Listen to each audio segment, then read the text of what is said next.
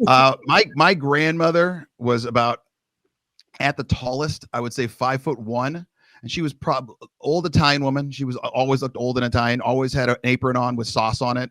And she was about 5'1" at the max and probably about 270, 280, but solid muscle. Like she lived to 98. I would swear until about 97, she could probably take me down. That's how tough and mean she was. And my grandfather was this monster of a man. I just remember he was about 6'3", 6'4", big Italian man, always about 300 pounds. He looked like a bear from Country Bear Jamboree at Disneyland. And he was kind of guy who had two things I remember. I remember a lot, but these are two stories I'll tell you. He had an old 84 Cadillac Eldorado. I mean, this was a boat of a car. And he had it where in the back there was no seatbelts, but he would still armor all the seats for some reason. And so you'd sit back there, and on every turn, he was the dude that drove 35, no matter if he was in a parking lot freeway or making a right turn. So you would just boom, and just Rubio would hit the side, and he would like, stop messing up the car. And I was like, dude, there's no seatbelt, and it's like an ice rink back here.